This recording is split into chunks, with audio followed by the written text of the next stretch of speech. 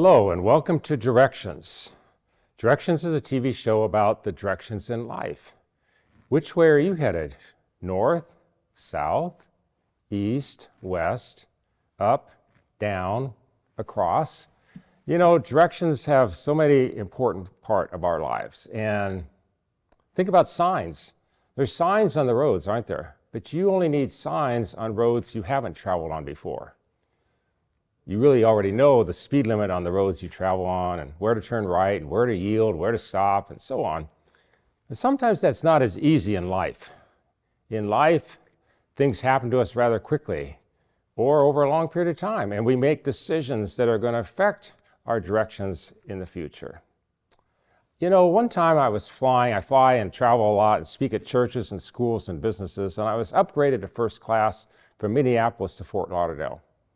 And I sat next to a man who was leaning over like this on his cell phone, and I had the window seat, and he was talking about somebody who was in the hospital. And I wasn't trying to eavesdrop, but he was leaning in this way. And the reason he was leaning in this way is people were getting on the plane this way through the aisle. And so, you know, he was trying to be discreet, but also stay out of the way. And I heard his conversation.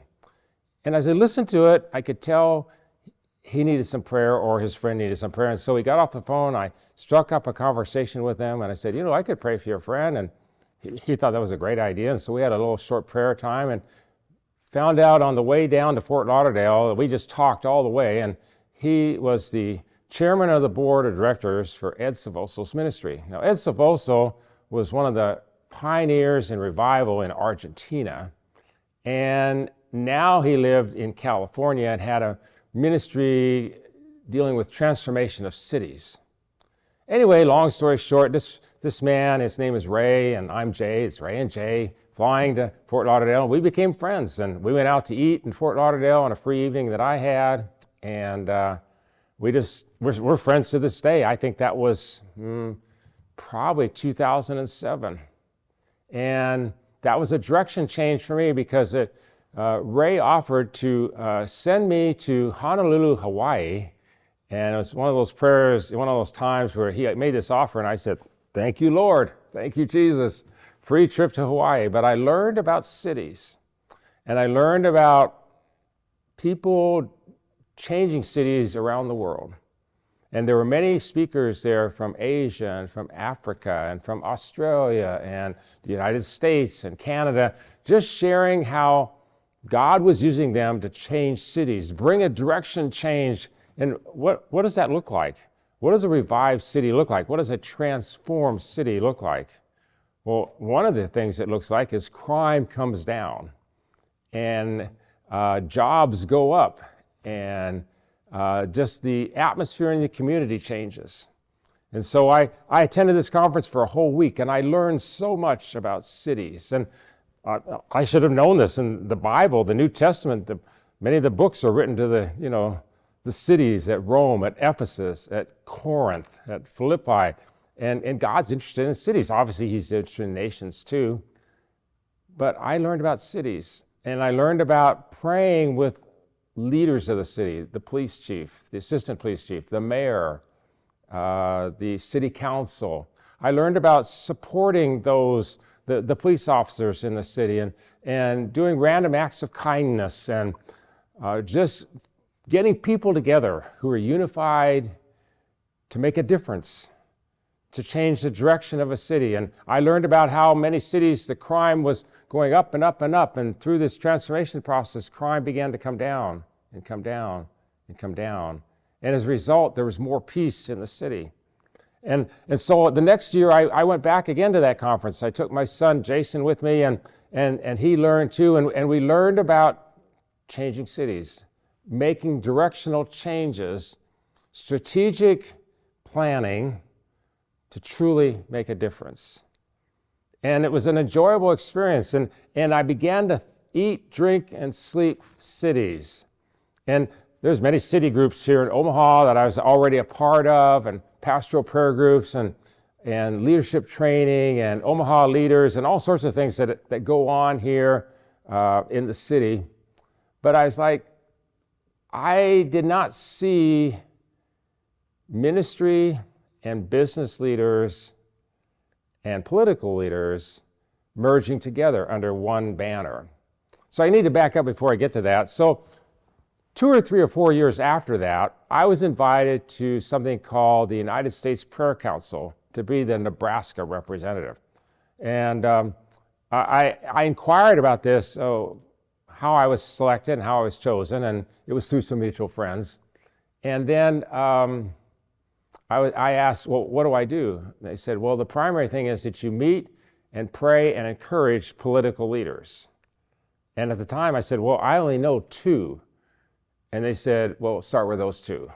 So I did, and one was a Republican and one was a Democrat. Both personal friends of mine here in the city. One was the mayor of Omaha and one was the county commissioner. And so I met with both of them separately and encouraged them and prayed with them. I think I met 2 or 3 times actually, and they referred me to others, and I began meeting with more and more people and more political leaders in both parties, just here in the state of Nebraska.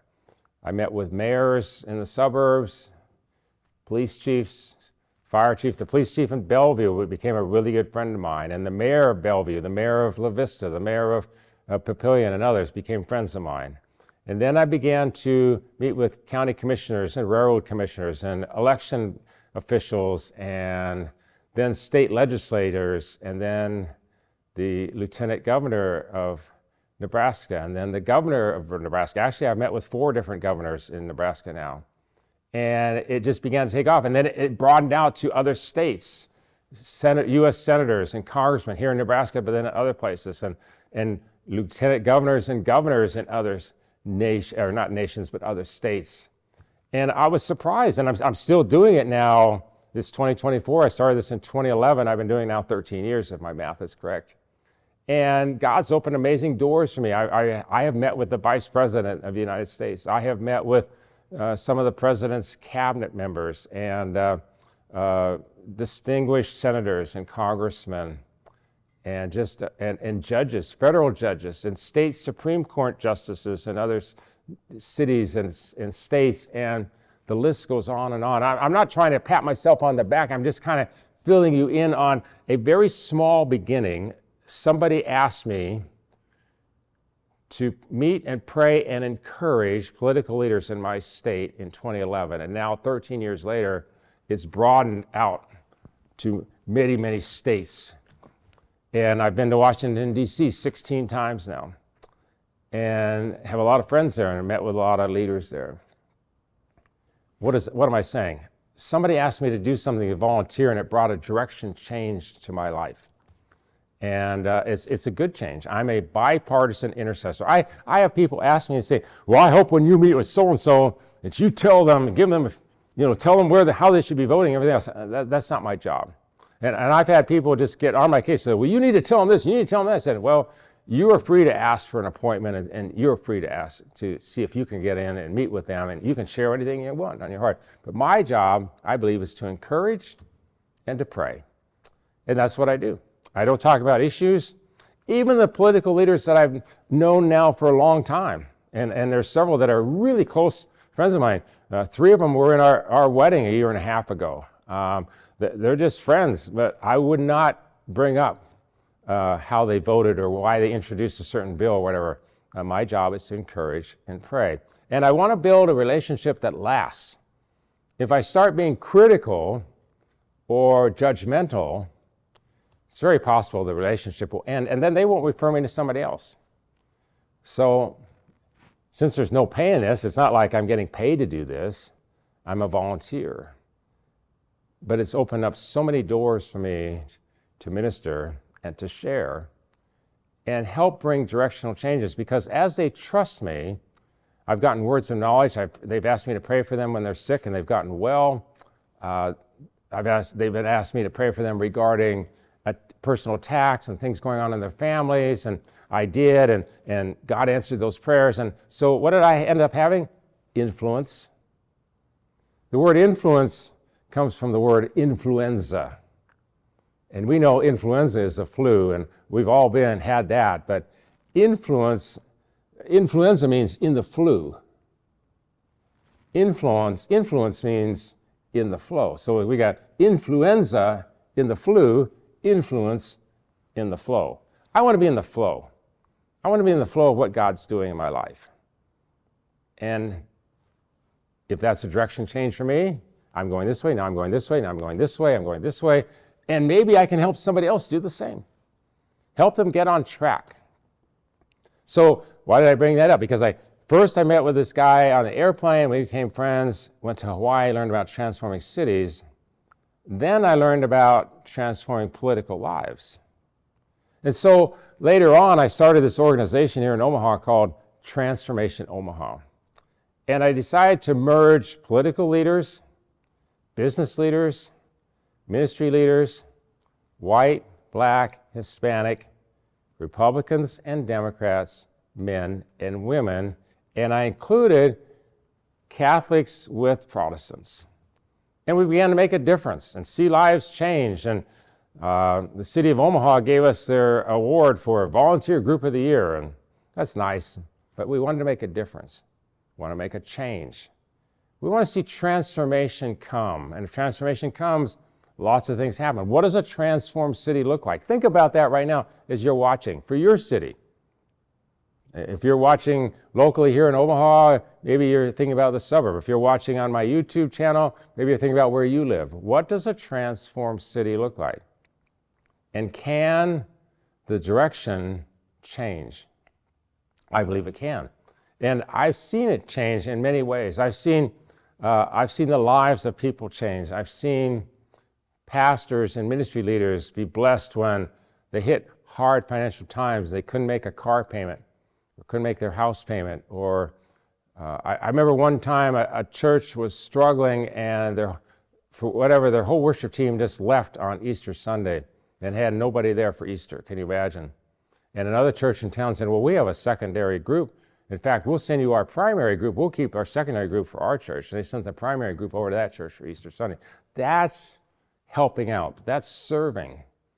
That's making a difference. I know another church here in town sent a staff person to another church because they needed help for a whole year. So this one church over here sent their staff member to this church over here, and the church over here, the Senate, paid their salary. That's like unheard of. But that's what a transformed city looks like as people cooperate, as they encourage each other, as they pray, as they seek help from God, as they do practical acts of kindness, maybe not random, maybe specific in this case, specific acts of kindness, looking for ways to serve and to bless and to provide opportunities. You know, there's a saying that I like, and it's a quote by a guy named Leonard Ravenhill. It goes like this: the opportunity of a lifetime must be seized within the lifetime of the opportunity. I'll say it again. The opportunity of a lifetime must be seized within the lifetime of the opportunity. And you and I have opportunities probably daily. And we look at them when we glance at our watch and we say, oh, I wonder if I have time to work that in. Well, probably not. And we skip a lot of them. Galatians says in the Bible, do good unto all men. As, it says, as you have the opportunity, do good unto all men, especially the household of faith. As you have the opportunity. You and I have opportunities all the time to bless, to encourage, to pay for somebody's meal, send a gift card, offer to pray for somebody, offer a word of encouragement, be a blessing. But oftentimes our watch controls our response. And yet God's putting that person in our path. You know, I know for me, every time the Lord asks me to do something for somebody else, He never asks me this question. He never says, Jay, if this fits in your schedule, can you do it? Or, Jay, if you got time today, can you work this in? And he never asks me to do that. It's always, will you help that person? Will you serve them? Will you bless them? Will you honor them? You know, I was at checking in Houston at the airport one time, and I asked the person behind the counter with the airline who was checking my bag in, you know, how their day was going. He said, it's not going very good. And I said, what's wrong? And they said, well, just the customers have been extra mad today. And every time we can't book the flight the way they want it or get their seats or whatever, they just chew us out so often. Nobody's kind, nobody's nice, and they use all sorts of language, foul language and cuss words. And I just said, well, sounds like you have a lot of stress. You have a lot of anxiety. They nodded their head. Yeah, it's just been a tough day. And I said, could I just pray for you? They said, you have time for that? I said, yeah, let me just pray for you. Let me just pray that the peace of God comes on you for the rest of the day. So I did that. They let me pray, and it was a short prayer, maybe 30, 45 seconds. It wasn't very long. But when it got done, I remember the lady, she was smiling. She was beaming.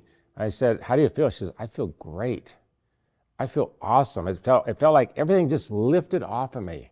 This burden, this heaviness just came off of me, and I feel fantastic. I said, well, I try to be nice to people. I make mistakes like everybody else, but if it was bad or going bad, I definitely I wouldn't yell at you, I wouldn't curse you, I wouldn't do any of that. The Bible says our job, we're called to bless. And she said, that was so nice of you, that was so kind of you. She said, tell you what, I'm going to do something nice for you. I said, what? I had no idea what she was talking about. She said, I'm going to upgrade you to first class. I said, really? She said, yeah, I've got extra seats. I'll just move you up to first class. I didn't do it for that reason. I didn't do it expecting something in return. I just had an opportunity to be nice, to bless, to encourage. I've done it on flights. I can see when a flight attendant is tired. And I can also see them when they're doing really good. It's just on a flight 2 weeks ago to San Antonio, and the flight attendant, I had been upgraded again to first class, and the flight attendant's name was Kerry, and he was the best flight attendant I've ever seen in my entire life. I mean, when he got done, he served everybody, called them by name. He made every single person in first class, feel really special. And I watched him carefully. When he got all done, he could have rested. He got up, he was cleaning the inside of the bathroom, then he cleaned the doors and the handles on the bathrooms. I'm sure the handles aren't very clean on an airplane in the bathrooms, but he cleaned them, and then he cleaned the outside of the pilot's door, and I made a note of his name, and I wrote to Delta Airlines, and I commended this guy named Kerry. And I did the same for the guy behind the desk in San Antonio, because he was so professional, courteous, and nice. I even had his boss come out, because I have a funny one-liner I often say, it opens the door, it breaks the ice. I say this, I say, tell your boss to give you a raise. And they always chuckle, they always laugh, and this guy said, well, can you tell my boss? I said, sure. And he brought his boss out, and I witnessed her and shared how good he was as well. And then I wrote this letter commending both of them, because I'll write letters if it's really bad or really good. Anyway, and you're saying, well, I don't have time to write a letter. Well, wouldn't it be nice if somebody took the time to write a letter about you? Again, that's not why you do it, but you know what it feels like when you get a commendation, when you get affirmed, when you're encouraged, when you're blessed, when you're complimented. Just a compliment sometimes, how you're dressed, how you have your hair done. Maybe you got new glasses. Maybe you're driving a new car. And people notice, and you feel good inside. Wow, they noticed. Wow, it feels really good. That's bringing directional changes to people, because you don't know what they're going through. You don't know the stress in their life, or the anxiety, or the problems, or the difficulties, or the hassles, or the condemnation they've received from somebody else. They just got chewed out. I remember once I was in Target. This is a fun story. I can't really illustrate it too much sitting down. It's more fun to do it standing up. But I was at Target, and I was checking out, and there was a sweet black lady behind the counter, and I used the credit card thing, and it wouldn't work. For some reason, it just wasn't working. So she took it on her side and tried to swipe it. It still didn't work. I said, let me try. And she said, okay. And I swiped it, and it just immediately went through. And she said, my, you must have the Midas touch. I said, yeah, I think I do. And then I said, you know what? I think I have the Target touch. And she smiled real big. She goes, yes. And then courage came up for me, and I said, you know what? I think I have the God touch. She goes, I think you do too. And when she said that, her hand came up for a high five. So we did a high five right there in the aisle. And she just spun around the aisle on her side, and I didn't want to be outdone, so I spun around the aisle on my side. And everybody in our line just backed away and said, oh, we're going somewhere else. It was a funny moment. And then we had a discussion about her church and my church and God and her life and God and my life. And we probably talked 5 or 8 minutes. And then this is what she said to me. She said, I was having a terrible, horrible, no good, very bad day. I've worked here for 8 or 10 years, and I was late this morning. It wasn't my fault. And my manager chewed me out. And I thought, I got 7.5 hours of thinking about how bad I felt for being chewed out. And she said, and then you came through my line. And now I can make it. Yeah, it took a little extra time, but it's a story I love to share because her perspective for the rest of the day changed. Her outlook, how she was viewing things for the rest of her workday, was transformed. And she went from feeling really lousy to feeling really great. What happened? A direction change. And who knows how that affected the rest of the day? I will never know. I probably never meet her again. But I got to trust that something great happened, that something important happened. It's a day maybe she will remember too. That's what it's about with directions. We're talking about directions. Life's choices. Things that happen. A simple car breaking down, or being late for a dental appointment, or running behind to meet a good friend. And what's their response? How are they going to look at that? How are they going to view it? How are you going to view it? And life happens. Things happen in our lives. We get caught in traffic. It's construction zone. We didn't know it was there. Didn't pop up on our GPS. Or just a car accident, and you think, oh man, I'm gonna be late. Yeah, but had you been, 1 or 2 minutes earlier, you might have been in that car accident yourself. There's different ways to look at things. Change your perspective, change your viewpoint, change how you look at things differently. It's like today. I had a guest that was supposed to be here, and they forgot. They just didn't put it on their calendar. They forgot. It's no big deal. I talked with the producer. Could I do a show? I was thinking about what could I talk about. And I decided I could talk about people and politicians and changing a city, making a difference in the lives of others. I'm sure you've had the opportunity to bless your neighbors, to encourage somebody, and you think, well, they're gone, or their lawnmower's not working. I can mow their grass. It would only take a few extra minutes. And again, will your clock dictate how you respond? Or will the need help dictate how you respond? A number of years ago, right here in the area, I knew of a lady who started a ministry where she would take other ladies with her into the homes of ladies of that home who were battling cancer and going through chemotherapy or radiation, and they were too sick to clean their house. And this lady would go in, and they would clean the lady's house, the owner of the house, men or women. They'd go in and clean the house for them while the people were battling cancer on chemo and radiation. And they would do it for multiple weeks. They didn't take any money. They weren't looking for accolades. They didn't want their name in the paper. They simply wanted to serve and bless somebody else who's going through a really hard time. And if you've ever known anybody that's gone through chemo or radiation, it can often make you sick in other ways and so despondent, so discouraged, and your body's not responding, and you're going through this stuff. And here's somebody making a difference. How can you make a difference in your neighborhood? How can you make a difference in your city? How can you make a difference in your family, at your workplace, at your school, at the grocery store, on an airplane, in a hotel? How can you make a difference?